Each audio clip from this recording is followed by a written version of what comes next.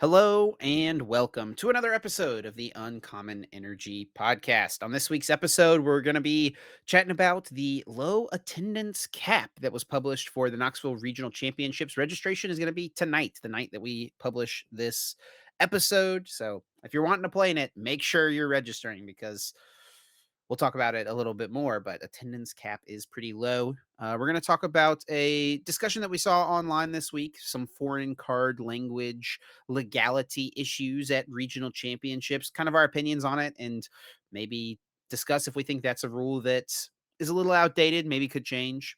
We will, of course, have everyone's favorite segment of the cast, Guess That Flavor Text.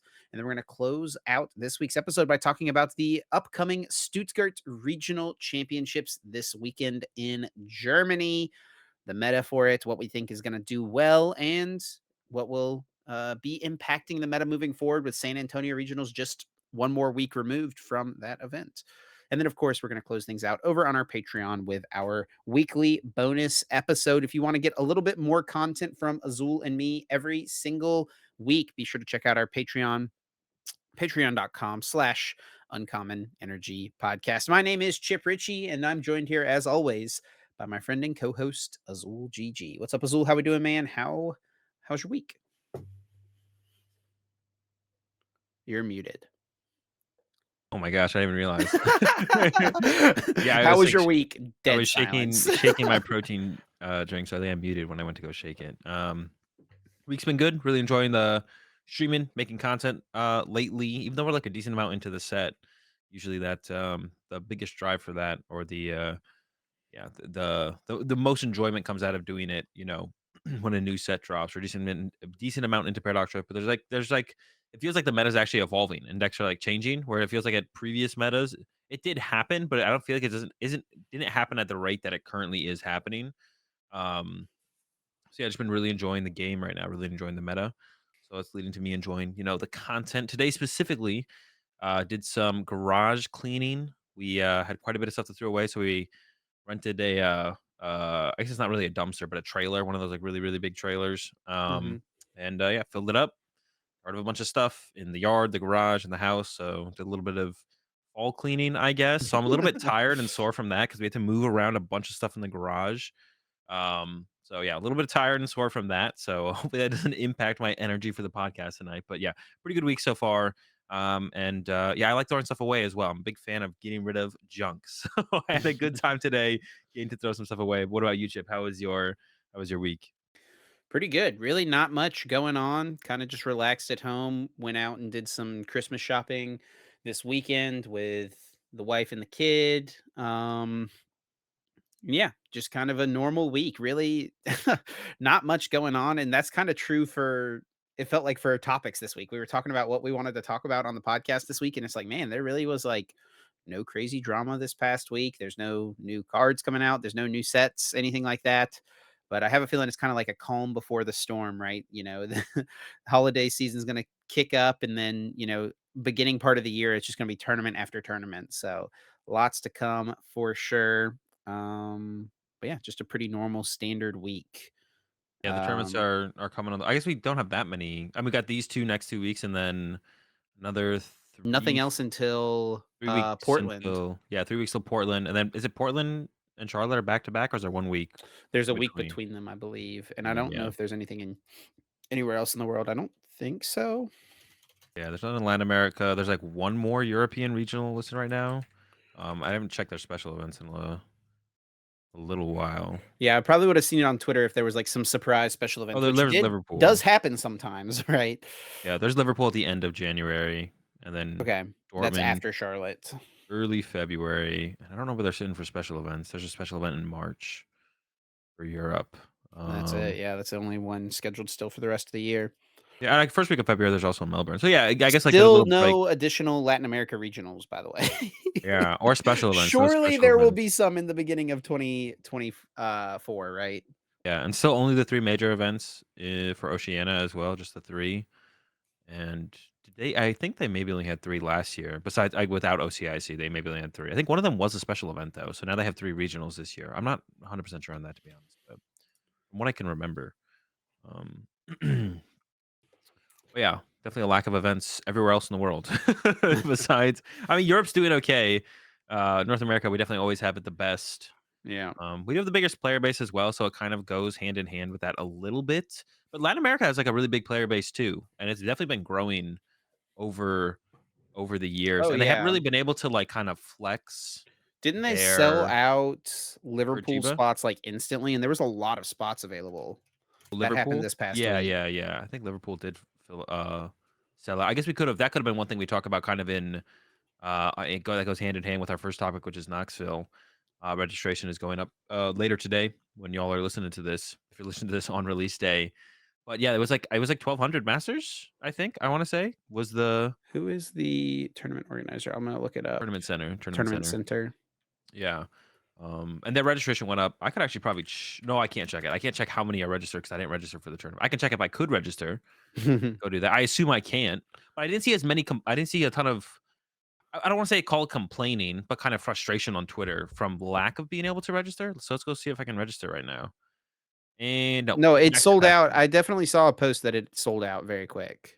Oh, really? I didn't see I thought I saw less Twitter. Maybe it's just kind of everyone expects it, so there's no reason to complain. Yeah, there was 1,800 spots, 1,800 spots, 1,200 and they masters? tweeted here, I've got it pulled up here.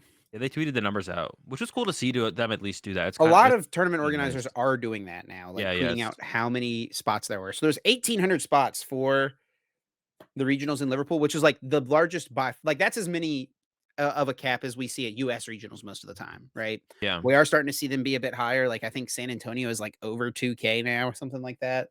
Mhm. Yeah, yeah, Um, it's I can check that one right now. San but Antonio is then at 2.02, almost 2.4. Sheesh. yeah, that's crazy. Dude, That is all divisions, NAIC though. hopefully, I mean, I'm assuming they've got a pretty big space for NAIC this year. NAIC is gonna be sick. Like, I feel like we could maybe get up to 3K players if they give us the room for it.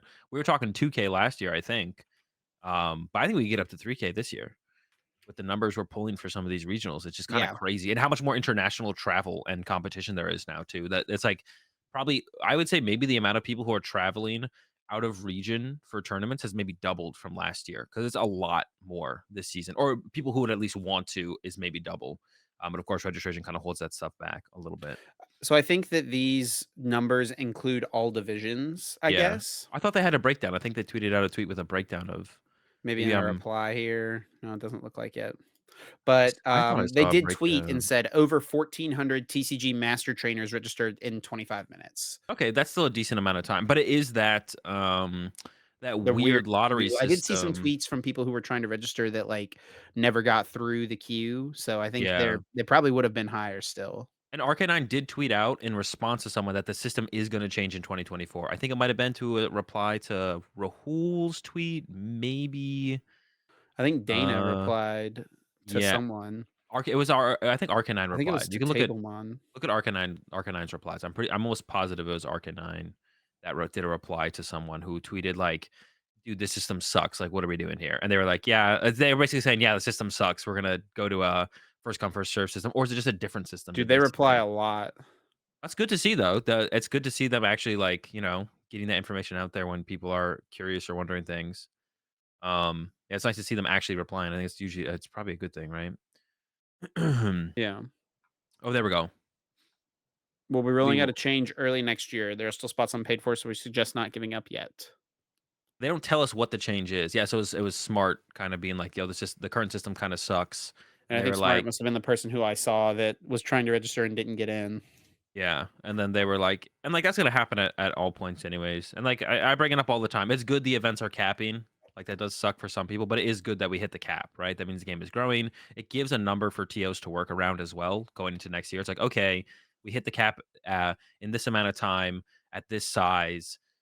What can we do? What do we wanna try and get for, like, venue space next year? How many players are we trying to have be able to compete next season?" So it is a good thing we are hitting these caps because otherwise it kinda leaves the TOs in the dark, and it's like, "Well, we had a cap of 1,600. We only got to 1,450. Do we think there's going to be growth next year? What do we do? Do we just bring it down to like a 1,400? Do we get a smaller space because of that? But if we're constantly pushing caps. They always know to go bigger, which is nice for them, I'm sure. Um, Yeah, definitely. I especially mean, at the and rate that we're hitting them. all of this does kind of lead into what our first point of discussion was going to be today, and that is going to be the Knoxville Regionals registration coming out tonight. the day that this podcast is posted, so it's gonna be Wednesday, the 6th of December, is when 7 registration is Central, going live at 7 p.m. Central Time, the Centrals, bro. and they did release the event cap numbers and the TCG Masters number. That's kind of the first one we look at, right? It's where we're at, where most of our friends and peers are at, right? And kind of the big driving point of discussion. 1,200 people is all. Yeah, and I have to imagine that's actually probably down from last year because last year there was 1,140 players who Yeah, competed. So I have to maybe 60 players were the no-shows. Maybe it was 1,200 last year as well. So it makes me think it's the same venue, same hall size, same cap, or a little bit lower, maybe because now maybe they have Go if they didn't have Go last year, so they maybe had to cut into it a little bit. I think they did And have Go last year. okay, then maybe they gave Go more spots because I think Go is growing as far Yeah, as yeah, that's true. uh seen Go and VG as well. I'm sure they probably upped the VG cap for sure because VG, like, it's actually crazy how much the video game post Scarlet and Violet, how many players there are showing up for the Masters division for the video game. Because before it was like less than 100 sometimes. I feel like at some of these regionals, they were like Well, yeah, so not we there. only had like 2 regionals with Sword and Shield, and then COVID happened, Okay. and they were breaking records when Sword and Shield came out. Okay, so it was already kind of primed for it Yeah, to yeah, happen yeah, with but, Scarlet like, and Violet. the what you're thinking of in, like, 2019, 2018, like, yeah, it was not that much. It was, like, a couple hundred was their big regionals, really. I feel like a big part of that has to be like Wolf kind of hitting or Wolfie kind of hitting mainstream YouTube the way he has. I feel like that's probably, He's definitely you helped know, their game grow a lot, yeah. yeah, yeah, for sure. Because he's like mainstream YouTube now. I feel like he's hit that kind of that not just he's not as niche as a lot of the other competitive people like myself and stuff are in our games. So that's really good for the growth of the game there. Yeah, but 1,200, like I said, there's like the same cap. That kind of sucks. And we did cap it last year. I'm sure. I'm sure we hit the cap last year. It was packed in there. Knoxville was. Yeah, So and day 2 yeah, events, this tournament organizer is the same tournament they're the I best. organizer who's doing, the same tournament organizer who's doing San San Antonio. Antonio, which Yeah, has the crazy high yeah, caps, right? So it's like they know that the demand is there, right? Like this tournament organizer is very much aware that like there are more than 1,200 TCG masters that probably want to compete in this tournament. yeah. So I have to imagine this is like a venue space issue more than Yeah, I anything think it because it was. is the same location as it was last year. Yeah, they're probably just like we're locked in on doing it in Knoxville. The only venue that works is this one, and we can only get this much space. I'm sure. Yeah, knowing day two, they would want more people, and they'd want to provide a better space for people to show up to if they could. So, yeah, it's just kind of unfortunate. I think this is definitely one of those situations where it's like knowing the TO and what they've done and what they're doing this year.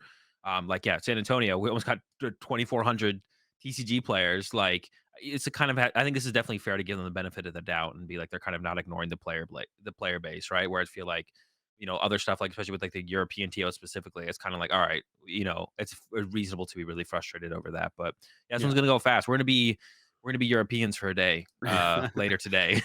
It's gonna be we haven't had this experience in a little while. I feel like usually it's pretty comfortable to get into these.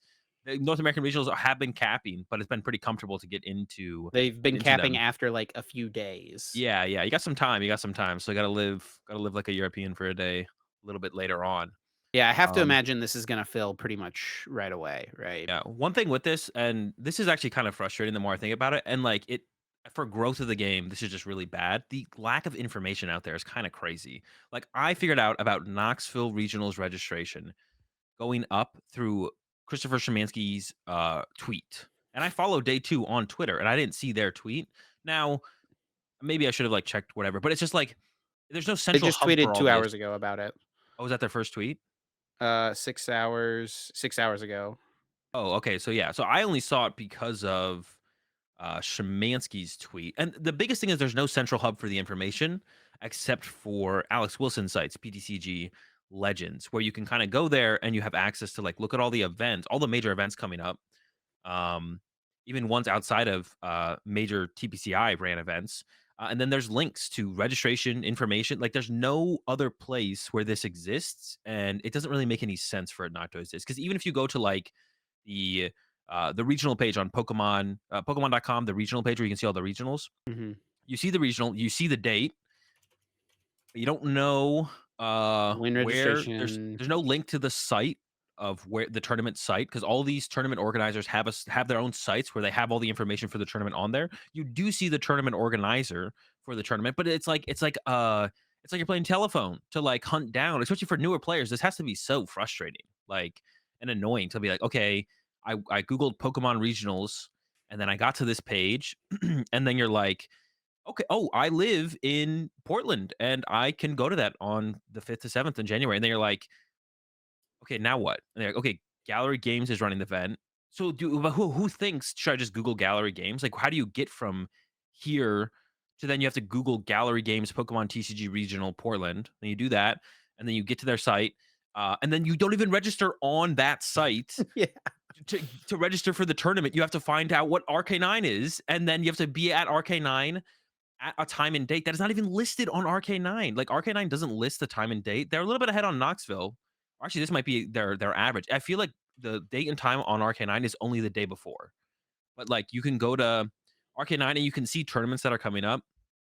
Um, but the registration time and date, even if it's available sooner, it's not up on RK9 until, like, the day before the registration goes live, which is just like, yeah, it's just so crazy to me. So, like, I've done it before, but yeah, big shout out to Alex Wilson for putting all that info together in one place, one central hub on PTCG Legends, because it's just crazy. The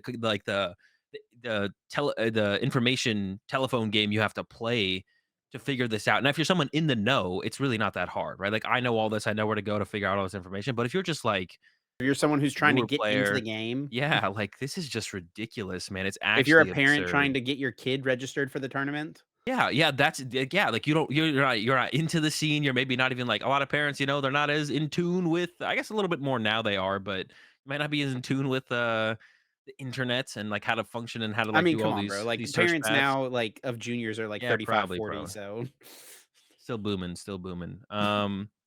But yeah, it's kinda you it's know you're only 5 it's years away from 35, right? it's 5 and a half, 5 and a half. But it's crazy to me, dude, that, like, this is this hard and that a fan-made site. Once again, shout out to Alex Wilson. Go check out his site, ptcglegends.com. There's more than just the tournament hub. Um, is like the best source of information for upcoming major tournaments in the Pokemon TCG. Like, that's dude, that's another thing that's just like it's like disappointment's not even the right word. It's just like mind blowing. You know what I'm saying? But now you know about PTCG Legends, so now you can like get all the information on one page, so you I can mean, utilize that to in register for reality, tournaments. like, this information should be just on Here, Pokemon's yeah, website. yeah, that's what I was saying. Yeah, Alex It's Wilson's just the place website. it should be. Yeah, Alex Wilson's tournament hub page should literally like, that's what the Pokemon.com page should look like. Um, it's like kind of sad that, like, someone like Wilson has to, like, I'm sure Wilson loves putting this together, and it's really clean looking, it's really nice, and, it's nice to have that information somewhere, but, like, it's disappointing that it's not there to begin with from the not the org I guess they're not the tournament organizers, but, like, the Play Pokemon program or whatever, Yeah. that's not available there. It's just, yeah, crazy stuff, crazy stuff. It's a crazy time we live in. So many hoops to jump through to just get registered and get set up Yeah, for a tournament. it's And it's just like what's crazy as well, Azul, is like it's this difficult and this hard to make it happen, and the game is still growing, right? yeah, yeah. But Can you imagine, imagine like, if where just we like the would be. casual Pokemon fan could go on the website and be like, "Oh, I live in this place at this tournament that's in 6 weeks. I'm gonna register." And they would be able to register 6 weeks in advance, you know? Yeah, That can't that'd be even pretty happen crazy. because registration probably will be sold out by that point.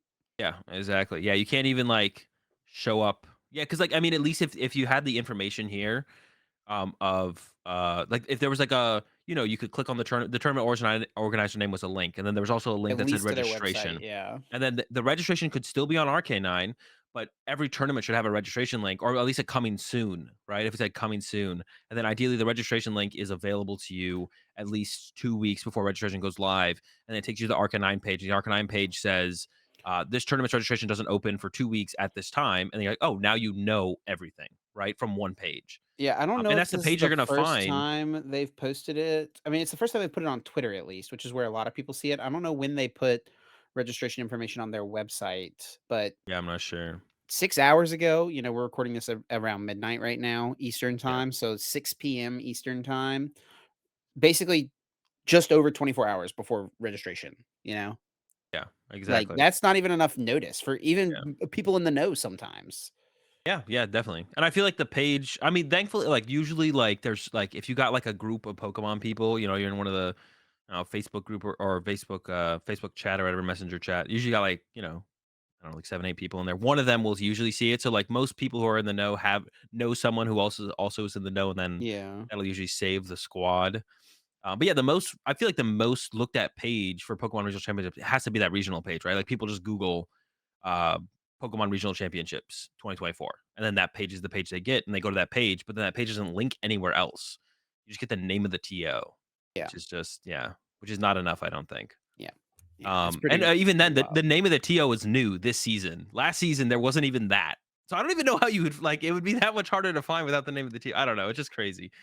But yeah, 1,200 is gonna be pretty low for Knoxville. So hopefully it doesn't. Yeah, hopefully can get in there myself pretty easily and don't have to stress about it. But we'll see. Be registering later today myself. Yeah. I'm gonna make it.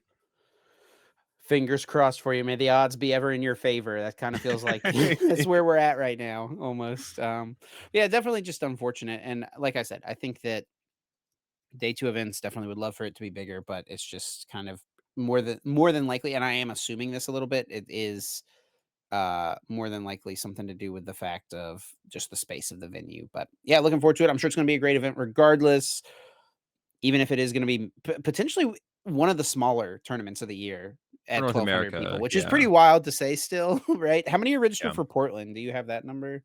Look at it. It was like yeah, for It's North probably America, it'll be pretty one of the decent. smaller, but, like, Europe and Latin America, they just don't have the opportunity to kind of, like Yeah, to show how big it could yeah, to, be. like, flex what the community is doing at like, the numbers, how big the community's gotten in those regions. They don't even get the opportunity because the caps are so small. Like, Curitiba was 400. Latin America has 1 regional so far this season. Yeah, It's already insta happened. capped. Insta-capped at 400 players. I mean, I'm sure something else will come up for them, but yeah, there's nothing on the list. I guess they had LAIC, of course, but there's nothing on the list right now.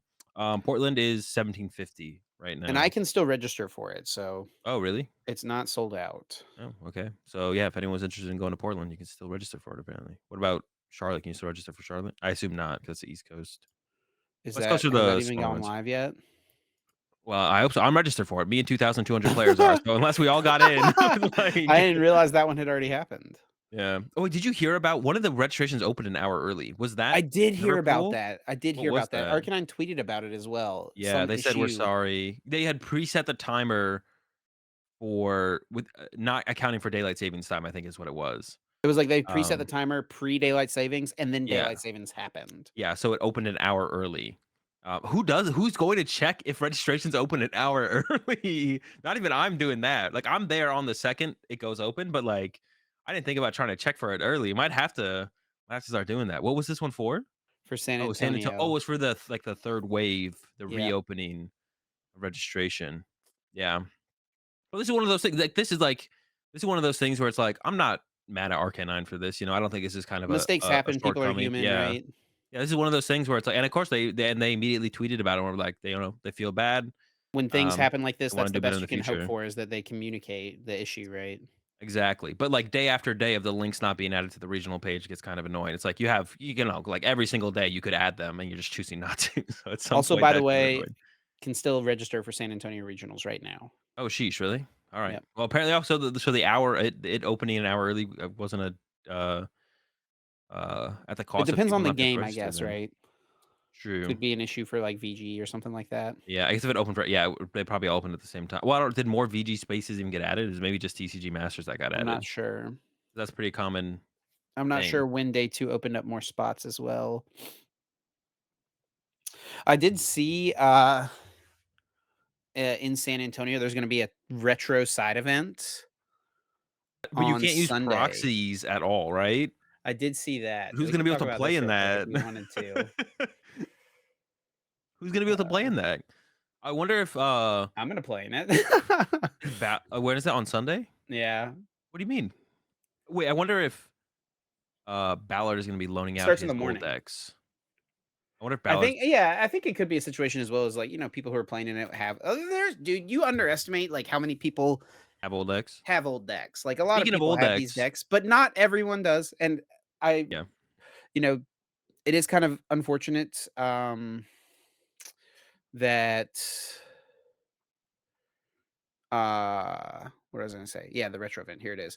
It is kind of unfortunate that proxies are not allowed. They do allow the world championship cards, so that's at least something. Okay, that's something, yeah. And it's probably like a situation of just like there's not really a great way to regulate it. Like, if someone has a mixed deck of real cards Yeah, plus proxies.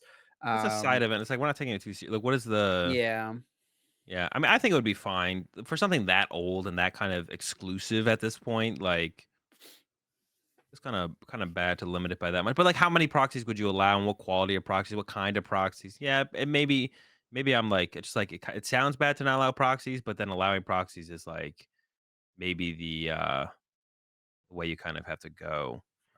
24 world champion autographed cards. Oh, wait, autographed by Yamato? yep, That's pretty sick. that Oh, is pretty that's pretty sick. sick. I might try and play in this. Drop another day one, borrow one of Chip's decks, and then That's yo, pretty cool, huh? that is pretty sick. Yeah, Chip, bring an extra 2004 deck just in case. Yeah, if I end up going. Yeah. I was gonna say, and speaking of old decks, when I was cleaning out the garage, I found like all my boxes when I moved here, and I found my Shuppet deck because I didn't know where it was. Ooh, okay. Same But 60 that you played back then? no, I rebuilt it like 2018, so I it's think not that big. stuff's really cool, like, having the actual cards that Yeah, someone used. it would have been cool. I like debated like I don't know, but like in the moment, it's like I've like thought about like trying to keep my well, my OCIC deck, CGC graded for me, which is pretty sick, and I showed that off Yeah. on my YouTube, in a YouTube video. But I was thinking about like doing the same thing with my NAIC deck, but then I was in the moment, I was like, bro, it's just gonna be such a hassle to have to get more Arceus and Flying Pikachus, bro. I was like, I don't want to like save It's these, a, like, but such a minor it's hassle, yeah, though. yeah, it is a minor hassle. I just just literally order them the next day and be fine with it. That's what I Yeah. probably should have done, to be I honest. think for majors dubs like that, it's just worth keeping just Yeah, because yeah, it's cool. yeah. In Definitely in 10 the years, future, you I might plan appreciate you're not a very material person, I guess, so, like, like, things like that I like. Those are the kind of things I do think is cool, to be honest, to potentially have. So, like, things like that are, like, not especially, like yeah, they have a little bit more meaning to me personally, like, kinda keeping that stuff around. But, yeah, yeah. speaking of, regionals, major tournaments, another thing that I personally want to talk about, just bring up as kind of a discussion was, the idea of using, um what was I gonna say? Foreign cards. Um, Yeah. and when I Cards clicked not on this link, normally it did not legal in the region. Basically, at US regionals, if you're competing at a US regional championships, you yeah. have to play with English cards by the rules at the moment. Yeah. But if you're competing at an international championships or at the world championships, you're able to use cards that are legal in that region or from your home region. Okay. And the idea is, there's people international championships, there's people competing from internationally, and worlds, there's people competing from all over the world, right? Yeah. But for regionals, it's just in the past, at least, has always been such a regional based thing. Like, there's just not that many people going from different countries to go compete in other tournaments. But it has happened a few times over the years. Like, I know there's Japanese players that have come and competed in Orlando regionals in the past, players from Brazil or Argentina, like any South American country that have come up for Orlando regional. Specifically, I think it's just like a lot cheaper to fly there than maybe even some places uh, within their own continent, right? But Yeah. a lot of times those players have had to get all English cards. Now, tournament organizers have in the past made exceptions and allowed people to use cards from their home region. Um, but it is a case by case basis. That's at least like the experience that I feel like I've seen people talk about. Yeah, like, you have to reach out to the TO and be like, "Can I use these cards?" Um, and I think, like, for a long time, it was kind of just assumed that even at ICs, you couldn't use the local regions cards, but that seems to not be the case anymore.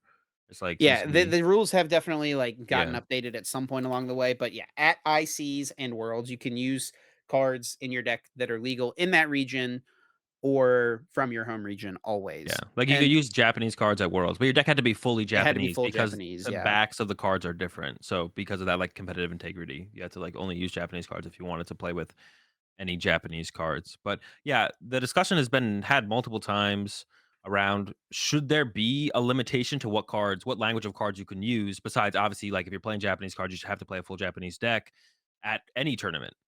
And in the past, actually, back when I used to play, you could use up to 10% of your deck. Was it 10%? Yeah, up to 10% of your deck could be non English cards, I guess. Yeah, up to 10% of your deck could be non-home region cards. So a lot of people use Japanese cards because they were cheaper. And you could even use Japanese cards if I remember Yeah, correctly. You yeah, could yeah. use Japanese cards even though the backs was different and like the The card card stock stock is was different.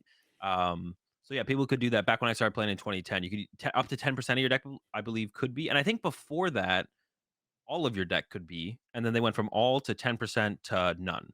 I think the year after that, they went to you have to use your regions cards. And I think that's yeah, I think that was probably maybe their answer to being like, well, Japanese cards are so different from English cards. We probably shouldn't allow that. But they could have just made it be if you want to use Japanese cards, if you use a whole Japanese deck. There But was also yeah, a famous incident at I think it was Worlds maybe. One of the things back in this time frame, right, in 2010, not everyone had a smartphone. Like most people didn't have yeah, smartphones really in 2010, and if they did, they didn't always have like internet access wherever they went. So um, back then, if you had foreign cards in your deck, you also had to bring with you a printed out yeah, reference sheet, and the sheet would have direct translations of the cards that were in your deck. And I've only ever heard this story secondhand. Azul, having been around longer, feel free to jump in and correct me if I get anything wrong here, because I'm sure you've heard this story many times. But there was apparently some kid at some tournament that put a dust skull on his reference sheet. And for those who don't know, we actually talked about this in the episode with Dan, TDM, a few weeks ago. There was a Dusk Nor that was very powerful. It had a Poke Power that said if your opponent has 4 or more Pokemon on their bench, you get to choose one of them and put it directly back into their deck. Just shuffle it back into their yeah. deck. Really good. Extremely powerful card, just removing basically forcing your opponent to play with 3 benched Pokemon the entire game. Yeah. Incredibly strong. And you could rare candy a Pokemon into play immediately. So in one turn, you could bench Duskull, rare candy to Dusknor, and use its ability or its Pokemon power. Um, but apparently there was some kid somewhere along the way that put a Duskull on his reference sheet. So it'd be on the table. His opponent would see there's a Duskull right there. Oh, my opponent plays Duskull. They have to play Dusknor. So I got to play around Dusknor this entire game. Said kid did not actually have Dusknor in his deck. This is the story I've heard, at least, as a little. Yeah, well, I haven't heard that story specifically, but I don't. Well, it wasn't like people would like print out images of the cards that they had translations of, and you wouldn't have to show your opponent the image of the card until It you got played. revealed the card. So they didn't get to know what was in your deck ahead of time. But what I did hear some people would do is they would just have the printed out image of a card, and they would just before the card came into play, they would just have it face up, Yeah. and then they yeah, so like that's what they would do. They would print out an image of a Duskull or a Dusknor, and I was like, oh, and it'd be like, oh, this is for my translation for one of my cards, and then they would just open it and show it face up instead of waiting to like to then make your opponent think they played the card, and then they didn't play the card. And I have to imagine this would like I don't know, I don't remember hearing about anyone who got in trouble for this, or I don't remember anyone doing it as well, like that I played against or at a tournament that I played in. So I don't know if it ever really happened that much.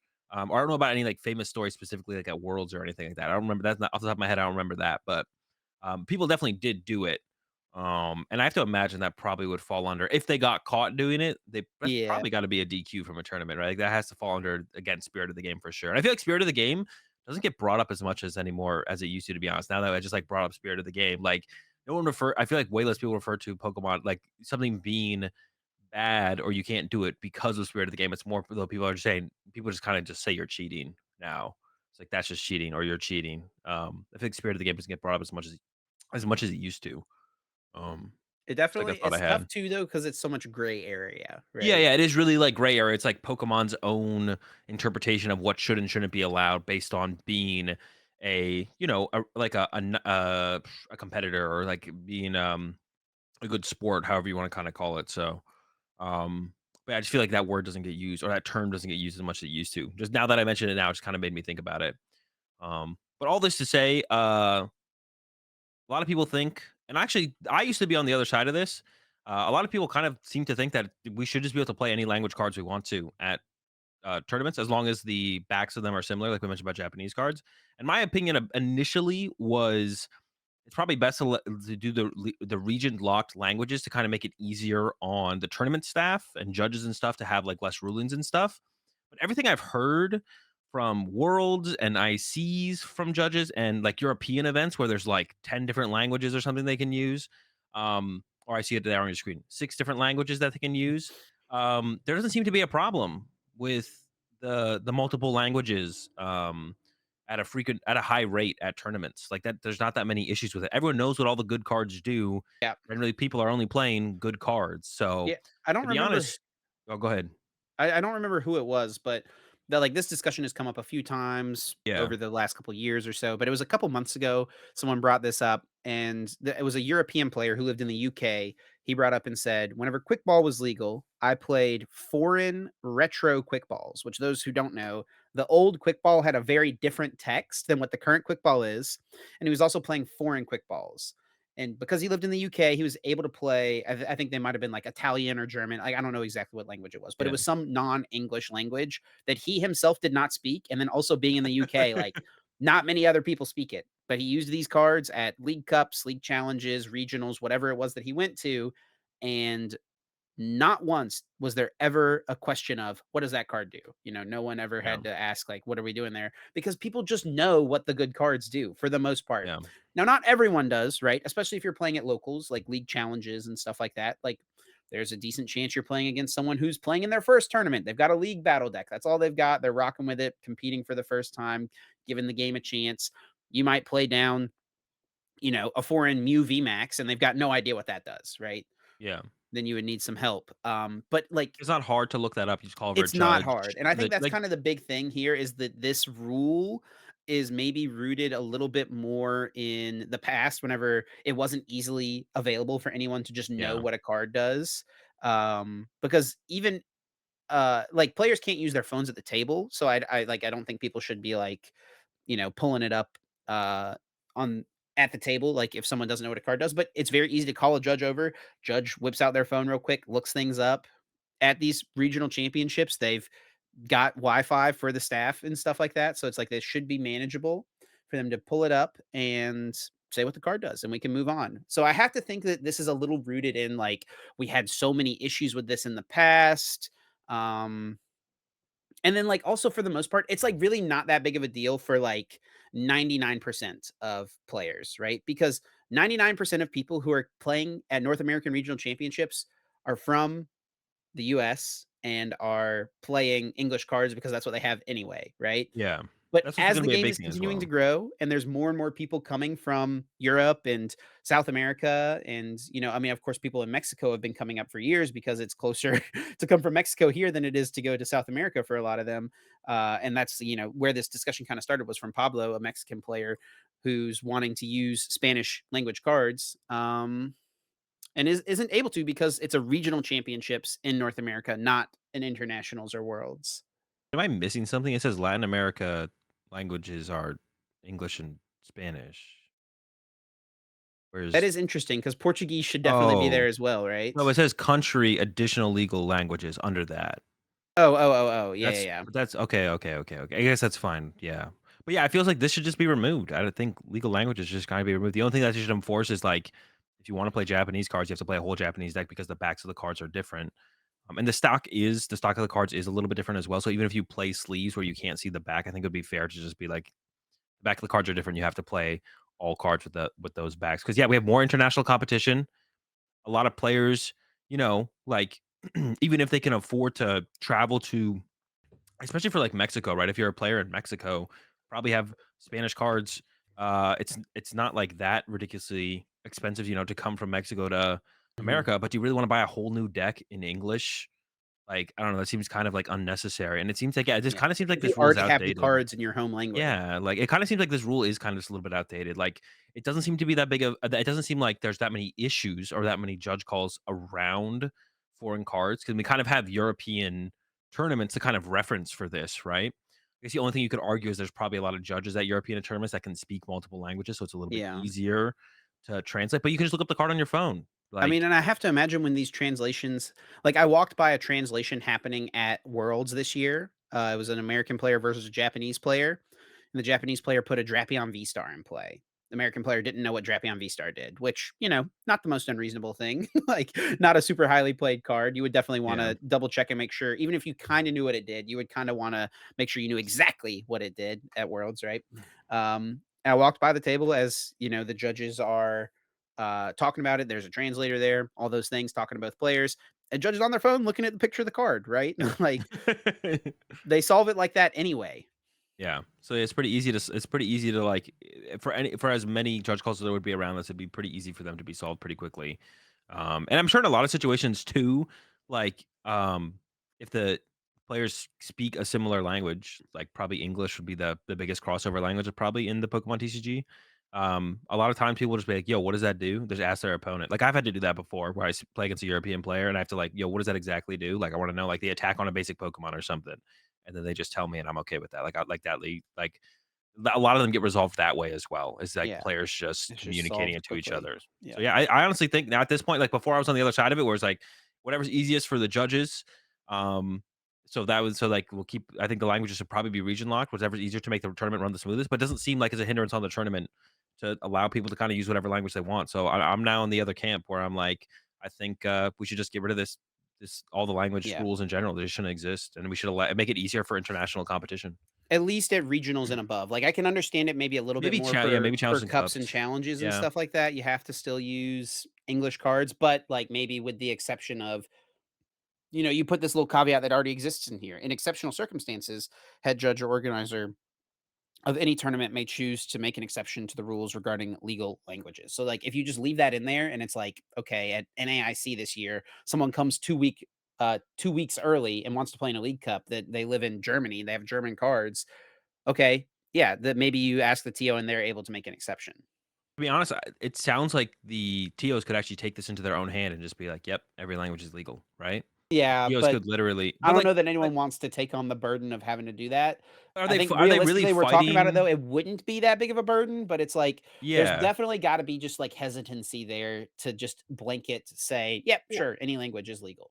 yeah, but it almost doesn't seem like it's like they're kind of like sticking it to TPCI. It would just be kind of like, well, they said we can do it. We're just gonna do it, and because it's not gonna create a hassle, no one's gonna care. You know what I'm saying? Like, 'cause, yeah, I don't think it's like one of those things where it's like, oh, we're gonna stick it to the man. In this case, which is Big Pikachu, aka TPCI. But they're just like, well, I mean, we could just do it. Just do it. And as long as there isn't like a big hassle about it, then which I don't think there would be, then I don't know. The TOs could just kind of make the rule, and then eventually when TPCI sees like, oh, it's not that big of a deal. Well, we should probably just change the rules then if all the TOs are gonna. Yeah, I mean, this is definitely a situation. You're right. I don't think they will go out of their way to do that, but theoretically, the TOs could all just be Theoretically, it like, could happen, sure, just open up with the. the way the rules are written. Yeah, I didn't actually think about that until you read that right there. But I was like, there is currently a workaround. You just need the TOs to kind of step up and be the voice of the people in this kind of situation. But yeah, I'm kind of all down for things that make sense to increase international play, and this is one of those things, and it feels like it's a pretty small thing overall. So I'm all for it. All right. Well, with that being said, we're going to move on in the podcast. We do have to take just a second to give a huge shout out and thank you to our sponsor, Dragon Shield, for supporting us here at the Uncommon Energy podcast. Dragon Shield, of course, makes the best card gaming and tabletop gaming products and accessories on the market. Azul and I love their sleeves. They've got all kinds of other products, of course, as well. We've used binders, deck boxes, and so much more. Yeah, they actually sent me one of their advent calendars. Oh yeah, I got that Um, too. yeah, I mean, Did you any get the excuse. did you already open it or are you waiting? Oh, like the thing in the back. Yeah. No, I haven't opened that yet. No. Okay, so you don't know what the sleeves look like? No. Oh, I didn't even know it was sleeves. Last year, I think it was just more candy. No, it was sleeves last year. Was it? Yeah, did you throw them Maybe out? I'm tripping. No, I did eventually figure it out. For some reason, I thought it was just more candy. I thought it was like, You were having a hard time? yeah, yeah, I almost threw it away, but then I was like, this is too heavy to like be There's empty. I gotta was be like, something in here. yeah, and then I noticed like there's like the middle part where there's like nothing. But yeah, any excuse to eat more chocolate, I'm kind of down for. So yeah, shout out to Dragon Shield for the advent calendars and all the great products that they make. Um, Appreciate them supporting the podcast as always. You can check them out over at dragonshield.com/webshop/US or U, depending on where you're located. And of course, as always, they're literally available everywhere else you go. They are there. And that's because they're the best. Appreciate it as always. Thanks, Dragon Shield. Also, real quick, I'm just gonna show it. Do you wanna be spoiled on what the Christmas sleeve is, or are you gonna wait No, until you it's fine, you can spoil it. It's not that big of a deal. I didn't know, bro, I didn't know. Here it is. We got no reindeer on the rooftop. We got Santa with the dragons on the rooftop. There they are. Does one of them have a red nose? Oh, no, wait, that one does right there, right? On the Uh, right side? Right there. no, it's got a cookie in his mouth. Oh, to me, He's it a looks like a fiend, red bro. nose. He's yoinking Santa's cookies. Oh my gosh, bro. Oh, wait, no, no, look, the sleigh in the back is still being pulled by the reindeer. Oh, so are the dragons just like the elves? They're just menaces, I I guess. guess, yeah, they're stealing I the guarantee you on the back of the box I did not read the back of the box, I need to do that. I guarantee you there is lore about oh, it the little there always dragons. is. There always is the lore, bro. The dragon shield lore is Dude, that's gotta be such a unparalleled. fun job. Like, your job is to just come up with lore for Dragon Shield products. Like, that's gotta be a pretty sick gig. Get to be pretty creative in that one. Well, with all that being said, it is time to move on to everyone's favorite segment of the podcast, Guess That Flavor Text, where each week Azul or I will pick a card, read its flavor text, and have the other host try to guess which Pokemon is featured on that card. We do keep track of score. Currently, it is 16 me and 0 to Azul. If you can, wow, I just said 0. You 16 to me and 10 to you. Sorry. Okay, I was like, "What the heck?" Yeah, I I was like, wish. Yeah, "Huh." 16-0. No, no, you've gotten a few points here and there. Yeah, I got a couple. 16 to 10, 16 to 10. Um, and yeah, if you get the card right without using any of our lifelines, you get 4 points. So Azul has a good opportunity to make up some ground here, but I have a feeling we'll have to use some lifelines. And the 3 lifelines you can use for each one of these you use, you do lose a potential point you could earn. And the 3 lifelines are what set the card is from, what stage the card is, and read an attack name. It is my turn this week. I've got a card picked out. We'll see if Azul can make up some ground. Are you ready, Azul? I'm ready, hit me with a chip. All right, here we go. Once it becomes an adult, it has a tendency to let its comrades plant footprints on its back. Oh my gosh. Um, so well, that means it's not a stage 2, so it's probably a basic or a stage 1, but it sounds like a basics flavor. Actually, that could be a stage 1 flavor text, I feel like. That could be a stage 1 flavor text, actually. Alright, give me it one more time before we get into the lifelines. We're definitely gonna have to use a Yep. couple here, it sounds like. Once it becomes an adult, it has a tendency to let its comrades plant footprints on its back. So Pokemon that probably lets other Pokemon that are the same Pokemon plant footprints on its back. I have, like, a Pokemon in my head right now, but I can't think of what it's called that has that could be it because it has if I'm thinking about it, if I like, in my head, like some turtle Pokemon. I don't think it's, like, Torkoal. It's a basic. But I guess but Pokemon still age technically, even if they are just, like, a basic the whole time. Yeah, yeah. Alright, well, we gotta go with some flavor text here. Give me, to be honest, this one helps you out more than you think it usually does. Give me what set the card is from. But maybe it's just 'cause it's the most useful one, even if it helps me less than it helps you, like, it's still the most useful one. Yeah, It's what still set is pretty the card from? useful. Yeah. Yeah. All right. The set the card is from is Heart Gold, Soul Silver, Undaunted. Oh, okay. I was hoping you'd stop at Heart Gold Soul Silver, because that one I can think about a little bit better than some of the other. Yeah, I still don't got anything to be honest. Alright, give me an attack name. Tail Wrap. Tail Wrap? That sounds like it could be it's probably a basic. For some reason, Skitty came to mind. Maybe I should just run off that, to be honest. Yeah, let's go with Skitty. Skitty honestly seems like not a bad guess, but unfortunately, What was it, Meowscarada or it the is baby cat? incorrect. Meowscarada did not exist in Heart Gold, Soul Silver. Okay. Yeah, that's what I thought about as well. As soon as I said, I was like, it's probably a newer Pokemon. All right, It go ahead, is go with the last flavor text or the last lifeline real fast yeah, the first. last lifeline. It is a basic, so Okay. you were on Yeah. track there. You know, it is a non-evolving basic as well. I'll say so. Oh, Uh, okay. you were That's definitely pretty on cool. track, and I'll give you one more hint that I think I'll let you get it right away. It Probably has not. a Poke Power. This card was very good. You Oh, was it definitely Shuckle? played with it at some point. The Poke Shuckle. Power is Portrait. Oh, it's Smeargle. It Oh, is and yeah, it does Smeargle. have. Oh, and I've people attacked with tail wrap. They didn't want to, but sometimes that's all you Yeah, had. sometimes you had to, yeah. I was gonna say, yeah, you have announced this attack before, I probably. think I definitely have for sure. Yeah. Ooh, and this was a pretty good Hey, card dude, for. you flip 2 coins, you just KO a Garchomp C, like Yeah. I think this card was actually underplayed because this came out but wasn't played for a long time. This was not yeah, played for it's a long, true. which is kinda crazy 'cause of those formats back then were definitely more supporter based. The ability looks at your opponent's hand, and if there's a supporter there, you just use that supporter. And it's not like Juniper was like a 4 of in every deck. And when this card was played, Juniper was a 4 of every and pretty much a 4 of in every deck. So, like, yeah, because like, the only thing that one of those things to be scared of would be like, "Ooh, well, if I copy Juniper, I discard my whole hand." Yeah. When Um this card came out, the popular supporters were like Cyrus's Conspiracy and Roseanne's Research, Bebe's Pretty good. Yep, Search, pretty good ones to copy with Professor Portrait. Oak's New Theory, like all very good supporters to copy. Pokemon Collector, like Yeah, people did start to play it a little bit, if I remember, in Gyarados, I wanna say, and maybe a little bit in Dialga-Chomp. I think I saw it in yeah, Dialga-Chomp at a times. deck like Gyarados, I think would make sense because your deck does not need energy to attack, right? And that's maybe Yeah, one of the issues with this card, like not being played before that like 2012. It was really popular in like 2012. That was yeah. kind of the time that Smeargle We began did to shine. get 2011, 2012.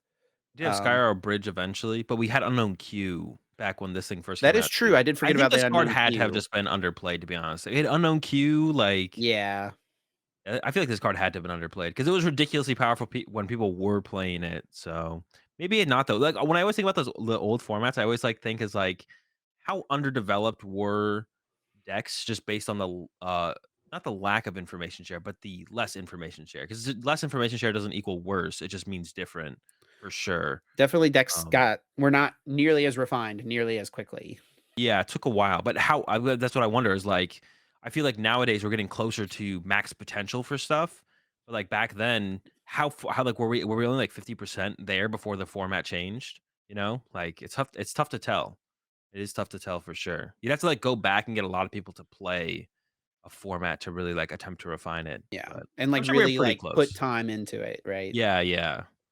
But yeah, really good card from back in the day. Kinda sucks I missed on this one, but it does make sense I though. didn't I coulda realize he had a little footprint on his back. It does not look like his feet though. I mean, I think it's like a, like a pad foot, kinda like a dog or a cat, right? Oh, sure, it's just the pads. Yeah. That's really big though for how, like, I feel like that I'm just saying, like, that Look at doesn't these line feet, up. bro. Yeah, but they're, like, long feet. They're not, like, wide feet. That looks wide. All I'm True, true. saying, I don't think a Smeargle left that print. I don't know what did, but Well, I'm maybe doing instead a of little bit of actually analysis. planting Oh, it maybe like they it just says, maybe draw? it painted it, Oh, maybe, maybe. but it does say plant footprints on its back. Okay, yeah, so it is definitely being stepped on. Jeez. Yeah, Well, we it can doesn't. move on, Azul, to our kind of main topic this week, and that is going to be the Stuttgart Regional Championships this coming weekend, taking place over in Germany, over in Europe, off the heels of Gdansk just a couple weekends ago, with San Antonio just around the corner. Still a lot of stuff happening in this meta, right? We're coming off of Snorlax winning. People are definitely going to be adjusting moving forward. It's kind of crazy the amount of different like basic tech Pokemon you could play in the format right now. Yeah. We got Jirachi, we've got Manaphy, we've got the Minior. I feel Here like this is too. going to be a new upgrade to the meme you tweeted a while ago of like this is what Pokemon boards look like now with I mean, the Charizard's Lunatone not Solrock far. and Charizard's not far from a board like that. And actually, and also it's like a really fast turnaround for the European players, right? 2 weeks. They usually don't have regionals this close to each other, I feel like, very often, but I guess Liverpool into Dortmund's gonna be a pretty quick turnaround as well for them, January into February, so, yeah, there's not like, it's same format, obviously, but definitely some shakeups, and it does feel, maybe that's one of the reasons that the format feels so good right now, because there does feel like there's a little bit more flow to the format, right? This deck's good now, but you can counter that deck now. If that deck's getting countered, is it gonna be worth to play? Is it gonna be less popular? Because now you can play a deck that has a bad matchup to that deck, right? And I'd say the big decks in the format right now, I think Guardian Charizard are kind of the top 2. We saw that at LAIC. Gdansk was weird though, because Miraidon was the most popular deck by a lot at 16% in day one. Didn't have the greatest showing. Juho did get ninth, so close to a back-to-back top eights at majors there. Pretty crazy. But I predict Guardian and Charizard to probably be the top two going into Stuttgart this weekend, probably by a decent amount. I think they're going to be like solidly the top two, for I think sure. maybe the big question on most people's minds off of Poland a couple weeks ago is should you respect Snorlax? I feel like that's Big kind of one. like one of the big questions. I mean, Poland and Brisbane, right? Like it did well Yeah, at yeah, it both. did well in Brisbane too. Yeah, Um, after getting per top eight at game, LAIC, and it's like the ways that you respect it, right? But yeah, also how do the Snorlax players respond to the respect, right? Like if you're going into Stuttgart this weekend playing Snorlax, like you have to know you're going to see some Miniors floating around, right? yeah. The aura's got to be there, or at least more people play lane decks that probably beat you. Um, Miniors, more switch cards, Turos, stuff like that. There's got to be more respect. People are going to be more prepared, and But everyone will there, have a game plan for sure. yeah, and there are tech cards though that you can include in Snorlax, specifically like the Mawile Defiance Vest, which I think actually, no, I don't know if anyone played it at Gdansk. Campus played Defiance Vest, I think. I don't know if there was a Mawile in Campus's list though. There was the Defiance Vest. It's top 16, Yeah, I'm 13th. going to look at the statistics Oh, was anyone of the rocking deck and see the? if anyone had it. Yeah, so the Mawile, depending on what the Minior is in, the Mawile can be pretty good against Minior, but it is matchup dependent. Because if they're just playing like a Minior and a Miraidon deck, Miraidon also plays 4 switch cards, so the Mawile is probably not going very far to winning that match. So it is matchup dependent how good the Mawile is as an answer to Minior, and I'm sure there's other answers out there that people have Do you know for what beats Mawile? Minior. Switch. A second Minior. Well, you're still only hitting it for. Oh no, you don't do any damage with any No, Defiance no, you Vest, just though. go attach, retreat, Oh, and attack with something else. yeah, true, true, true. The second Minior genius chip. People are gonna be I've done rolling up it in tournaments, again. yeah, but then they're gonna come up with a tech card that needs you to have a third Minior somehow, and then Quad Minior it'll incoming. yeah, eventually we get up to 4 Minior as we keep teching back and forth. Um, but yeah, definitely seems like I mean, like, I would tech like, currently, my mindset is at San Antonio to either tech 4 or play in a deck that beats Control. It's one of those decks that I wanna be able to beat because Control is one of those decks, especially this kinda Control, where there are always gonna be a couple people who go pretty far. Like, the deck People are gonna doesn't ride need that horse. yeah, the deck doesn't need that many good matchups to line up for it to, like, get pretty far. So at least one Snorlax Control player is gonna hit or 2 will kind of hit that streak and just kinda coast to a top 8. It's one of those decks where I feel like it definitely can coast pretty heavily and, expect to be decently popular as well. The popularity is probably gonna go up. So I would personally be checking for it. Figure out I don't know quite if Minior and Charizard does the trick, but maybe something like that. I really think there might be a line for the matchup in Robin's build to actually win the matchup without teching for it. So I still want to like test that. But if I was playing a deck that didn't have a good Snorlax matchup and I could easily tech a Minior to make it a good Snorlax matchup, I'd probably put the Minior in personally. It's just not a deck when it's that easy to tech for it potentially. It's just like not worth losing to that deck specifically with how easy it is for that deck to kind of make its way towards solid finishes. And I guess since you're talking about Robin's deck, we can talk about Charizard next.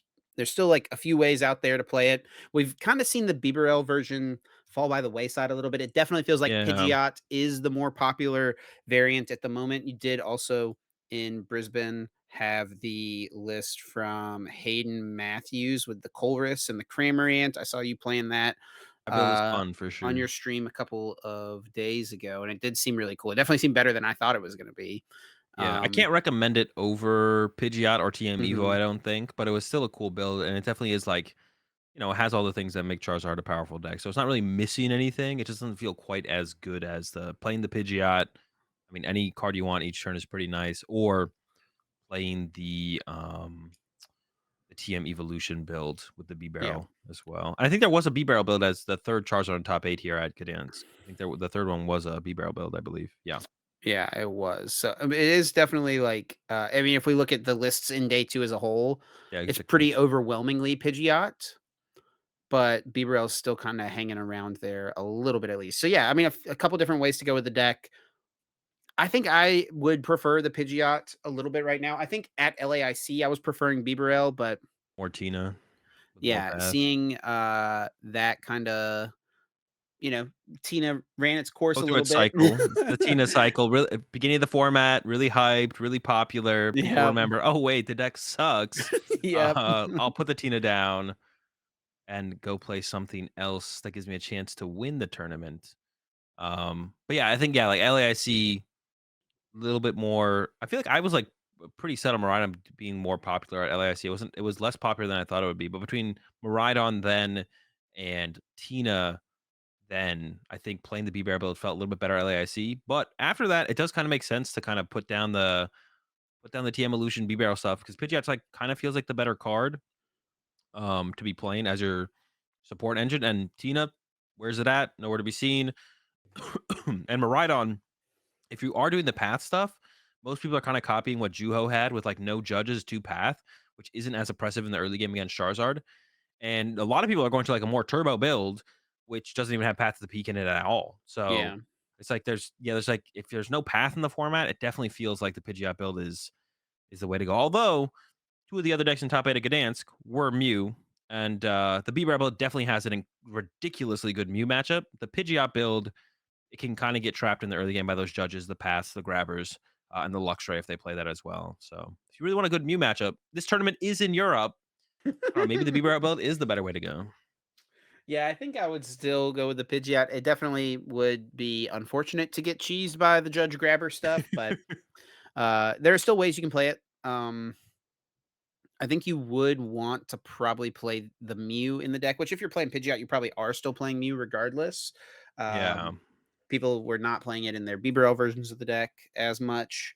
But yeah, I think you do want to play the Mew because, and then you probably just want to go first. Well, I don't ZT know. Mew? I think going first against ZT Mew is probably Yeah, and just correct. give yourself a chance to put the Mew in play. Yeah, get the Mew and play, get in the active. Also, Yeah, Rotom's a pretty big deal for that as well. Because like, then if you just draw into a stadium, even if you don't have Candy Charizard, you can just yeah. draw 3 cards I with do Rotom, think the which is really Rotom is nice. probably the way to go with the deck. Yeah, I actually don't understand why people even are mentioning Entei anymore. I think Entei just doesn't make any sense in the deck anymore. There's no matchups where you want to use that as an attacker Yeah. anymore. I think Delphox would make more sense to include because Delphox is kinda good against everything until they know about it.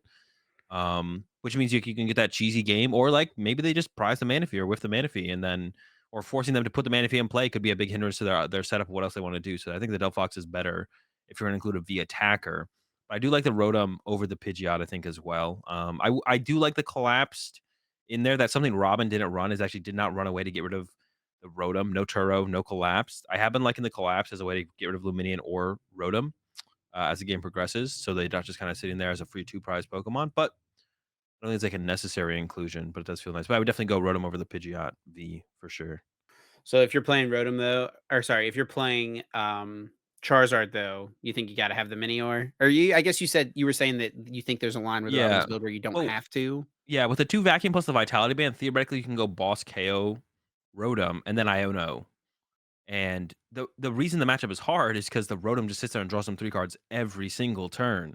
But if you can eliminate that draw power and then Iono them and disrupt their hand they had built up, they're not gonna have access to kind of everything they want after that, which is what they kind of had access to, which they kind of have access to normally.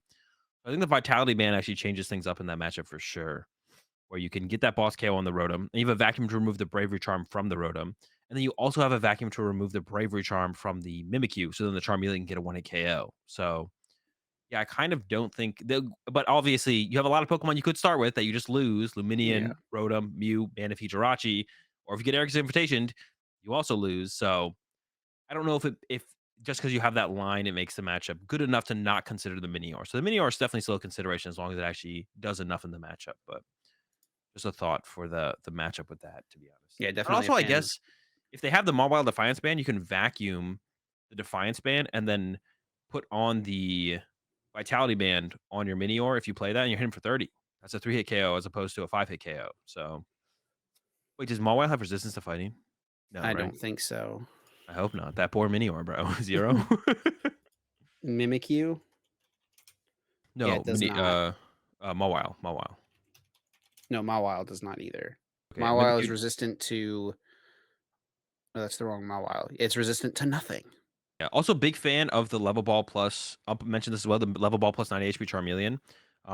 That's what I was something that we changed about our B barrel list for um LAIC. LAIC. We were doing a level We were ball in there considering the deck, yeah. plus the 90 HP Charmeleon, and we're like, this is just feels really good. It helps the deck flow so much better, puts way less pressure on Rare Candy because it's the 100 HP Charmeleon is just committing an Ultra Ball to go get that is just sometimes not possible in the turns leading up to the turn you want your next Charizard. But using a level ball from an Arvin or just naturally drawing into a level ball to go get the Charmeleon is like really easy. And the only thing you ever really want Nest Balls for in this build, anyways, would be like if you open Nest Ball for a Seal Stone, and then you're like, I want to be able to Nest Ball for Rotom to then use this for a Seal Stone. But that like is such an situational thing. The situation of level ball comes up way more often than that. So definitely would recommend people try out to be honest, you should just play the chart 90 HP Charmeleon level balls. You don't need to try it out. You'll play one game with it, and it'll just be better. So cut your nest balls, add the 90 HP Charmeleon. It's the only other reason to play nest balls would be if you like played like the Delphox or something, maybe a 1-1 split. So there were two tournaments a couple weeks ago. It was Brisbane and Gdansk. And in Brisbane, we saw Guardy kind of dominate, right? There's Yeah, three in top eight. It won the tournament. and Guardy is like Obviously, a deck that like if you're talking European metagame, Guardy is something you expect to come out on top and be on top as and it well. did not do great in Yeah. Gdansk. I mean, it did fine still. There's a couple in top 32, but I mean, for the deck being as popular as it is and as good as we think it is in the meta as well, I mean, was it just getting cooked by these Mews having the box of disasters in their deck? Like, It's a good tough question because we talked about this a little bit before. It's like they had the vacuums, right? The two Rune and Brian, the two top placing Gardevoirs. I believe that was them, so right? Carl Or Blake, Carl Carl, Blake. Rune and Carl. Had the vacuums, which like two box of disaster is kind of like you just need to be able to get through one of them, and I feel like you're in a good spot. Also, you can completely change up how you play the matchup with counter catcher now.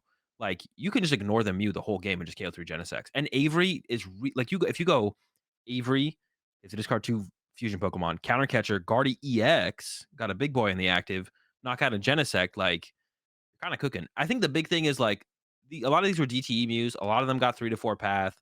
The Guardy players are cutting down, I think, to like 3 stadium pumps. It's usually like 2 stadiums vacuum. I don't know, did Rune or Carl have the worker or the 3rd stadium in there? I think that's the biggest thing is they're down to like 3 stadium pumps.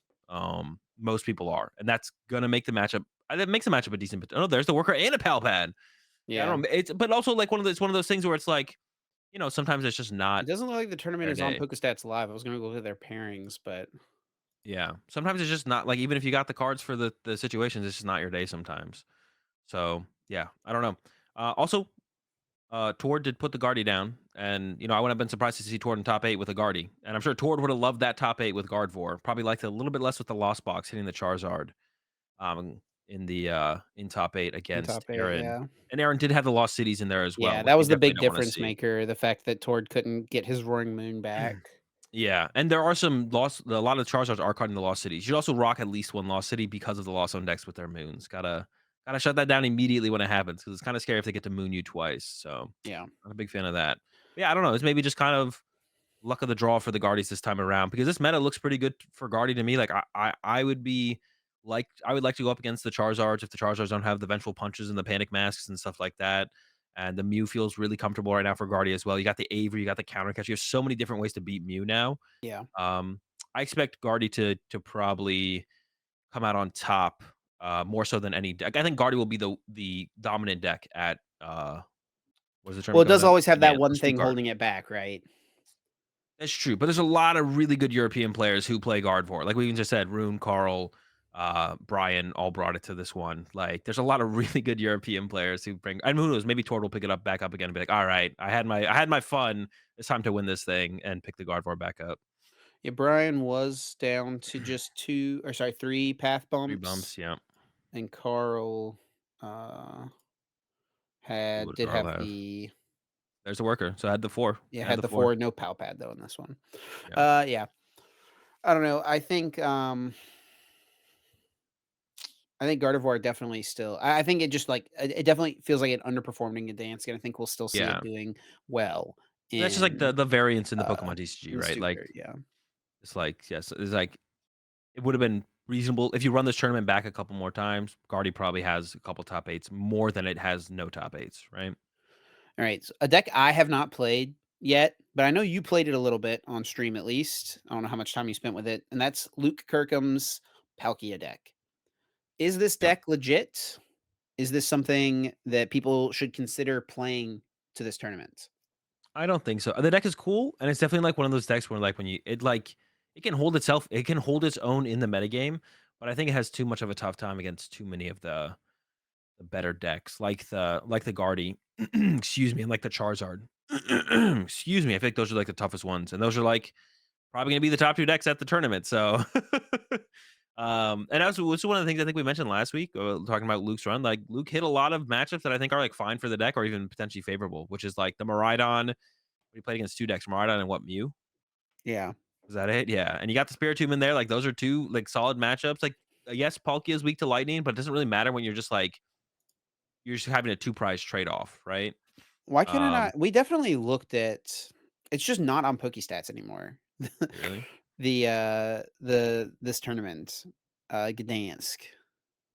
Maybe We I was gonna say definitely looked at the pairings of oh, this. So Brisbane's not here either. I don't know if Brisbane was up. I don't It might remember have if been. Brisbane was up or not, but Yeah, it's just Gdansk 100% was because we looked at yeah, Luke's. we looked at it. It's not there. So I don't know. It's gone. Yeah, Okay. I would say it's not a terrible deck. Like it's definitely solid. But what I thought about it, kind of my initial impressions of it, was it was just like good player with a refined list of a pretty unknown deck, and I think that's what like led to Luke's success more so than the deck being like the new top tier 1, tier 2 deck. It's cool, but yeah, wouldn't recommend it. The other question, this is a tournament in Europe. Europe, yeah. So we know one card is really popular in Europe. We can see it here in this day too. Mew VMAX, popular deck choice. It's popular all over the place, but for some reason in Europe, it just feels like it's always doing so good. So the question here is, should you either be playing Mew or Spiritomb? Like, should one of those two things be true about your deck for this weekend? Like, should you be playing Mew or should you be playing maybe not just like Spiritomb specifically, but like a deck that beats Mew? Like Yeah. I something that think you're feeling like going in, yeah, I've got it like a lost Tina with a Drapion in it? yeah. I think the way the meta is naturally progressing is making it worse for Mew, so I wouldn't play Mew. And then I would yeah, and because of that, I would just say play whatever you've been rocking. Maybe if you're playing Miraidon, consider a Spiritomb or a Drapion. Maybe, and I think I would go with Spiritomb over Drapion because Spiritomb is really, really good against control. Because taking away that Rotom draw power is like very like it's just like crippling to And you the don't deck. care about benching it because its attack pops it back to your hand. Yeah. Yeah, and you play switch cards, like, you have, like you Yeah. don't care and I because of the attack, it just makes it kinda, like, really good, for that matchup, so I would probably lean towards Spiritomb over the Drapion for the control matchup, so Miraidon would be, like, one of the decks where I'd consider it because I mean, a Mew if Mew is 11% again, I would play it. It's so hard to, like, fathom the idea of Mew being 11% of the metagame with how much hype there is around Charizard right now and how popular of a deck Guardy consistently is kind of overall, but it feels like it has a couple extra percentage points in Europe usually. Like if it's 12% in North America, it's 14% in Europe as far as Guardy goes. And I think that matchup is really good for Guardy with the way Guardy decks are built right now. Like I think it's like got Avery, especially if all the Guardy players are going to add that fourth stadium bump as well. Like, yeah, I wouldn't recommend playing you, but I also don't think you have to tech for it as well. And because of that, I wouldn't tech for it. Well, but honestly, I don't know, dude. Maybe there's something in the water in Europe where the people it's like forces people to play Mew. So maybe I would tech for it because I wouldn't recommend playing it. But if it's just gonna They're be still gonna play 11% it, again, bro. but they're still gonna play it. So they don't care what I say. Like Azul said not to play Mew. All right, I'm play Mew. Like so tech maybe don't play Mew, but also tech for it is like the correct answer when going to a European event. Well, let's get through some predictions here. We got 3 written out. First prediction, most popular deck in day 1 of the tournament. At Gdansk, it was Miraidon by a long shot. Do you think that holds What true was again, it? Azul? What was the second most popular deck? I actually forget. I Was it think it by was that much? Gardevoir. That makes sense, right? Yeah, I'll I double kind check real of quick, but I'm pretty sure it was Gardevoir. Yeah, it was Gardevoir. It was 16% Miraidon. both. Here, I'll just open this up. That's also just kind of ridiculous. It's just one Honestly. LAIC. Well, yeah, but that's like and I guess it is, like, it was a quick turnaround too and also, like, the meta was a little bit unfigured out and people were kinda up in the air, so, like, they saw it win and they're like, "Okay, that's cool, it won, I'm gonna play Miraidon." because they were like a lot of people weren't sure what they wanted to do, and they're kind of It's using a little bit of LAIC a as a normie deck too, you know? yeah, yeah, Like, yeah. it's Like a good, lot but it's more of the also, like, the deck that just, casual. like, the masses will like, the casual will This is play, true. yeah. That is true. And also Lost Tina being in the top 6, like, it's just this is just ridiculous. This is a completely European tournament, but I will predict Guardy to be the most popular deck. I think pretty solidly, not too solidly actually. Charizard will be close behind, so like by a Yeah. percent or 2. I think Guardy will be the most popular though. You know what? You say Mew? I'm sticking to the guns. It's Miraidon once No again, baby. way. Miraidon still being most The popular. turbo build's pretty cool People though. just wanna Peony. amp you very much, bro. True, true. That's a bad Honestly, as news well, for Guardy too. Miraidon if you think Gardevoir is gonna be the most popular deck, dude, Miraidon has a good Gardevoir matchup right now. Yeah, but it does not have a great Charizard It matchup, does not. and you're in Europe. That means Mew's gonna be there. But okay, put the But you Spiritomb can in. tech for it. You can That's tech the true. Mew Spiritomb's pretty cool against Charizard too, because it shuts down the Luminion and the Rotom. and the Rotom if And they're the going to Rotom. Rotom.